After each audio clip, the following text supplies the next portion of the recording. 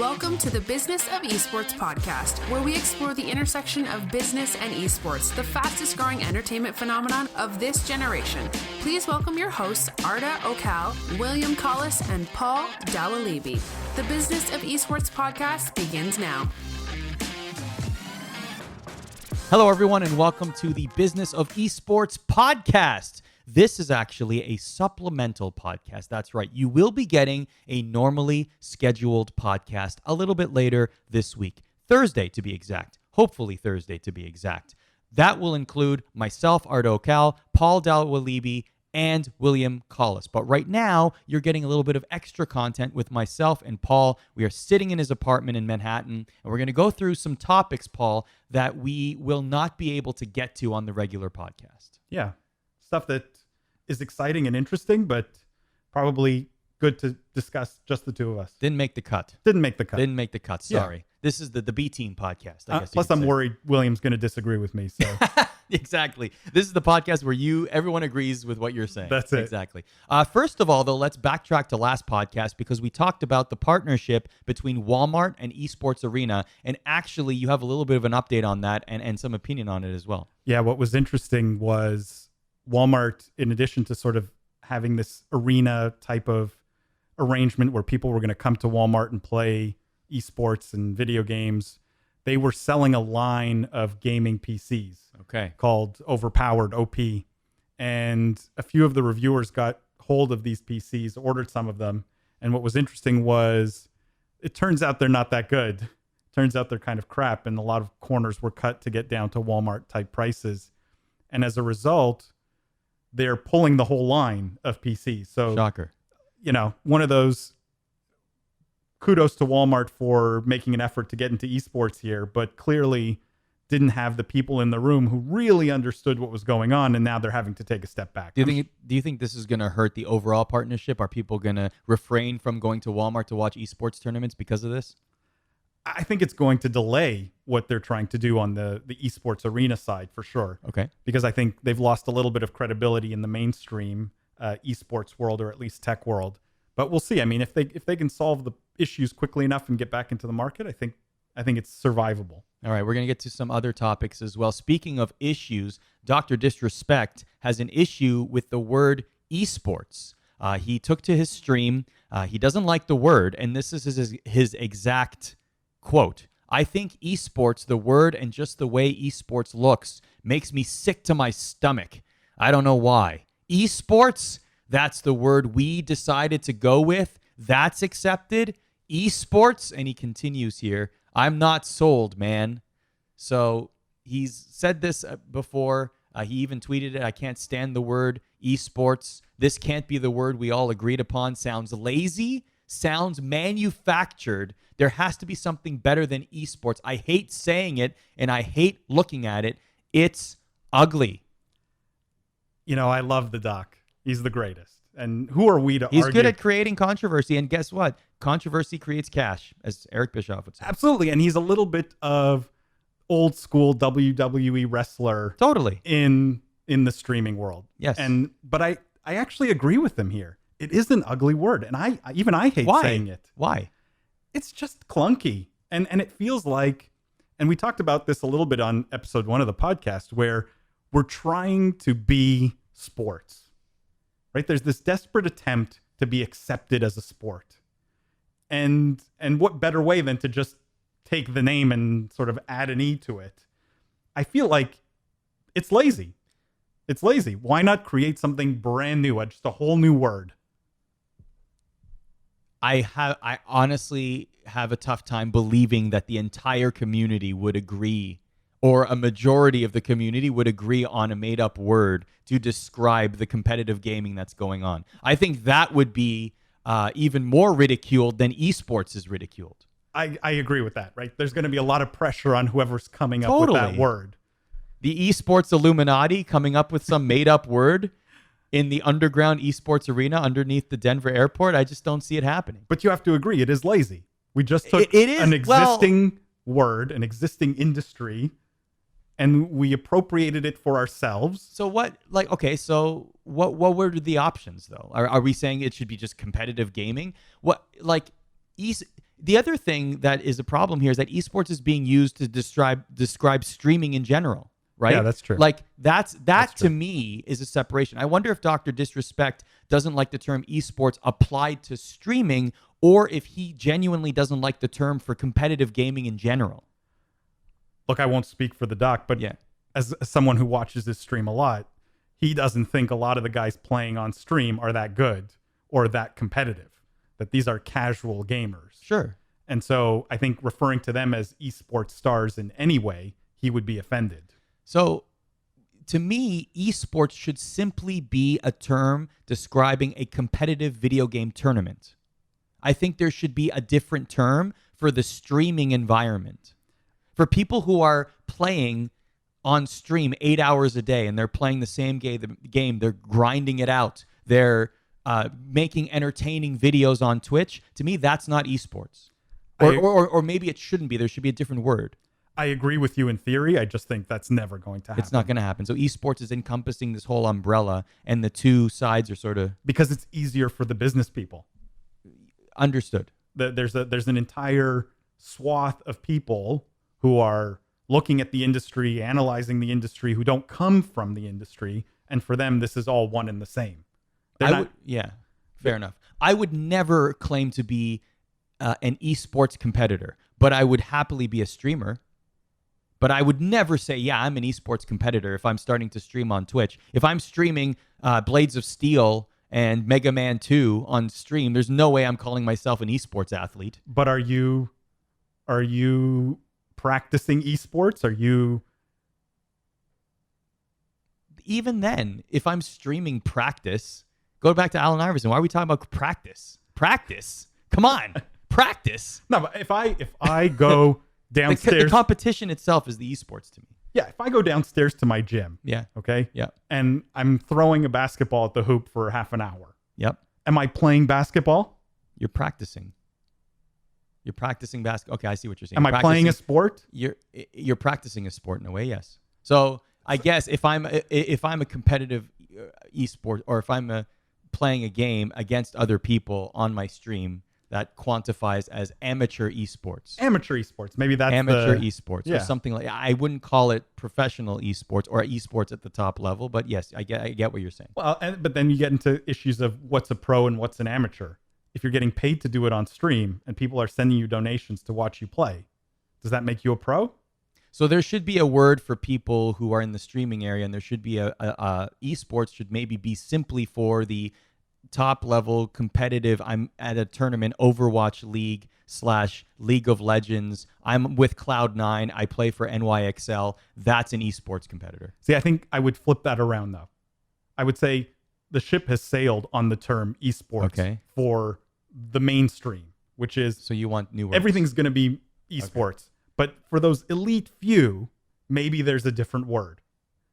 For the docs of the world and the guys playing on Overwatch League teams, maybe there's some other better word that we can ascribe for those guys. For the elite player. That's it. How about esports? Elite esports. All right, we're getting off this topic because that was ridiculous. Speaking of characters, though, WWE superstar and very successful streamer Xavier Woods, a.k.a. Austin Creed, if you know him from the gaming world, his YouTube channel, Up, Up, Down, Down. Fun fact, did you know that I got that Twitter account verified? That was before I left WWE, that was my parting gift. To him? To the channel, yeah. Interesting. I was like, I got it verified on Twitter. Peace out. Cool. Anyway, that has nothing to do with anything. Well, he's going to have to come on the podcast then. Maybe someday. That's it. So he talked about the growth of esports, and he feels it can still be enhanced. The two ideas that he talked about in this interview was, number one, more local events, localized events, much like the WWE model that has monthly large pay-per-view events, etc. But then on 3 or 4 days a week, non-televised events, house shows as they call them, going around from city to city and putting on a performance that the local audience is able to see. So maybe more of that in esports, or even an established circuit like that in esports is one of the ideas that Austin brings forward. The other one is just the idea of more larger-than-life characters, telling more fascinating stories, putting smiles on people's faces, as people in WWE would often say. So bringing that model to the gaming / esports community as well. Now, for me, Paul, I feel like I wonder what percentage of the elite level esports competitor has that in them. I've seen bits and pieces. I haven't seen that much. I've seen it a lot from streamers, but that's because they have to be entertaining in order to get people to watch them.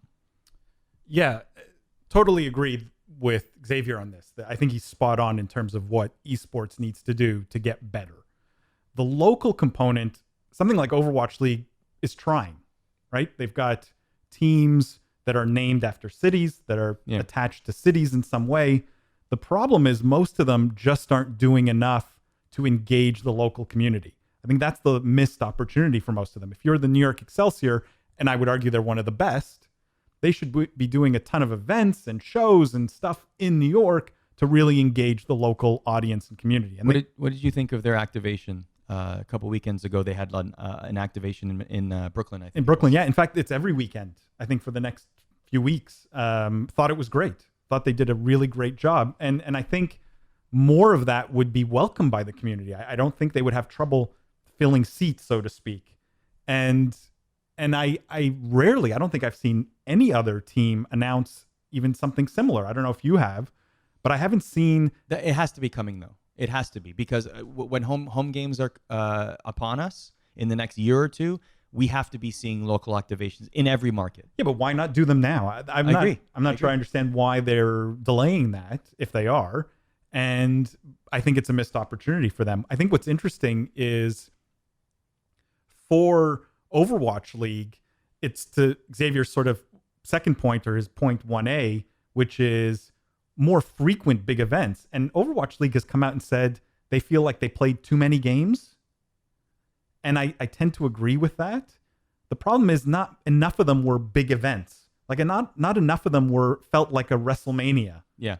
And well, the Overwatch League finals did feel like it's WrestleMania. That was about it. But there wasn't a SummerSlam or a Survivor Series or a Royal Rumble. WWE has several big time events every year. It's like a destination event that wrestling fans circle on their calendar. Esports needs to get to that model where Overwatch League has 4 or 5 giant events that people circle on their calendars. But we do have in esports in general, each final, like League of Legends finals. Yeah. You know, like I can tell you from experience covering BlizzCon, everybody in the community were congregating into hotel rooms to watch the League of Legends finals on, whatever the time shift was. It was like 1 a.m. or something. I mean, look, I loved being at the grand finals in New York, but I think someone living in Chicago or in LA, maybe not in LA because they got to see the games themselves, but someone living in Chicago really missed out on the Overwatch League experience that I got by not having bigger events sort of move around to different cities during the season. Sure. I think that's a missed opportunity to Xavier's point. I hope the Overwatch League finals changes venues each year. Selfishly, I hope not, but yeah, because we're in New York, but I don't know if that's been announced or not. But if next year it was in Chicago and the year after that, if it was in a different country, even, like China, whatever it may be, I'm totally cool with that. Like the League of Legends finals. Yep. The fact that it was here in 2016 was fantastic. And you saw the results, right? Like you saw in the quarterfinals, you saw the smaller venues like the theaters, etc. But then you saw 2 sold-out nights at Madison Square Garden and then a sold-out Staples Center for the semifinals and finals. Yep. So totally agree. Interest is definitely there. But I think Xavier's second point is the more interesting one, and really where Overwatch League is falling majorly flat, which is, where are the superstars? The superstars are on the broadcast desk. That to me, when I watch that, I see a huge opportunity for the casters to use a wrestling term, to get over. To me, okay, who's the person you remember the most from the Overwatch World Cup? From the Overwatch World Cup? I'll tell you who it is for me. It's Sideshow. You know why? Oh, not a player, you mean? Exactly. Okay, yeah. Anybody, from any human being that was involved with the Overwatch World Cup. Because I was going to say XQC, but Well, XQC, sure. But he is rare among players. That is generating controversy, but also is a charismatic individual, which is why he's succeeding on stream as well as being a very good player, right? Just about every great team is built on the back of a superstar, right? But that's the Chicago Bulls from Jordan. Sure. Kobe Bryant and the Lakers. The Cavaliers and LeBron. all of those teams were built on the back of some superstar. The New York Excelsior has great players, tremendous players, but I'm unlikely to want to go buy a Jay Jonak jersey. Unlikely. I can't relate to the guy because you want Jonak to be charismatic. You want an emotional connection with these players, and not just from their excellent gameplay. Exactly. Okay. Right. There's a lot of excellent gamers in the league. Sure. But few characters. But the problem with XQC, of course, obviously we all know about his issues with. We don't have to repeat them here, but that's necessary too. And one thing I will say is maybe there needs to be a little bit more training in place, because a lot of these players, even if they do have the charisma within them, a lot of them don't necessarily know how to behave or what is okay and what is not, especially when a camera is on them for several hours a day. Yeah. Right? You have to learn that, and you have to understand that you have to play within a sandbox of what is acceptable. But I think at the stage Overwatch League is at, they have to be willing to accept some mistakes. Not meaning they're okay, but meaning assume that mistakes will happen.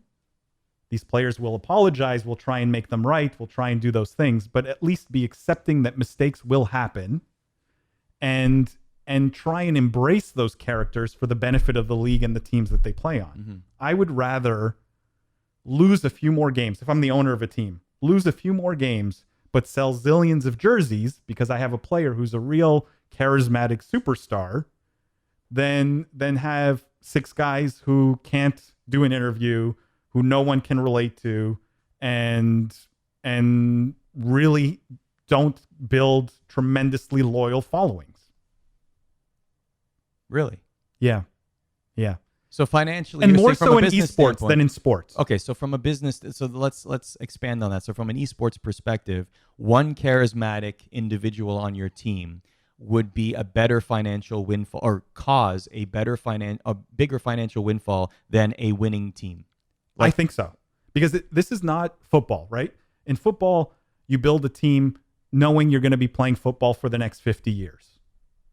In Overwatch, who knows how long Overwatch League is going to be around?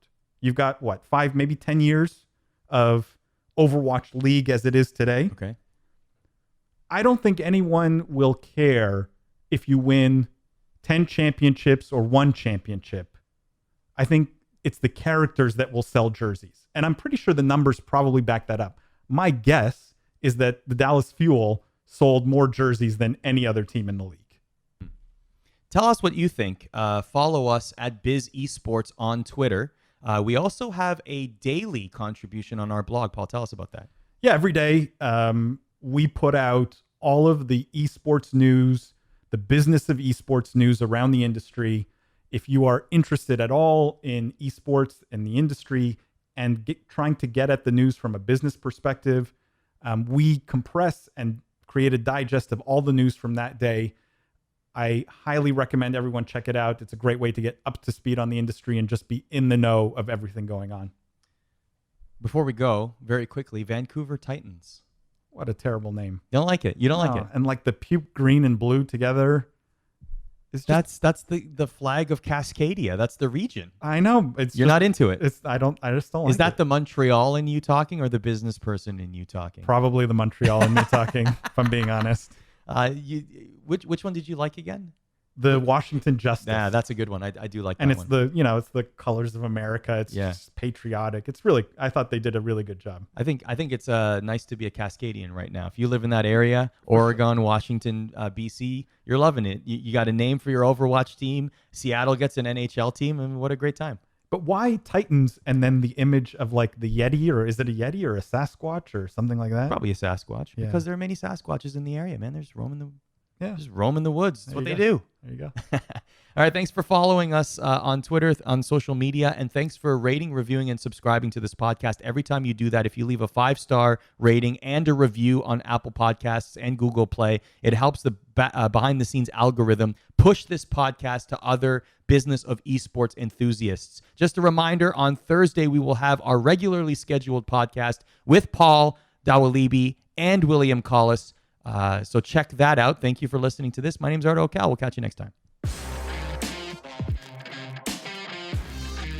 listening to the Business of Esports podcast. Check us out at thebusinessofesports.com and on Twitter at BizEsports.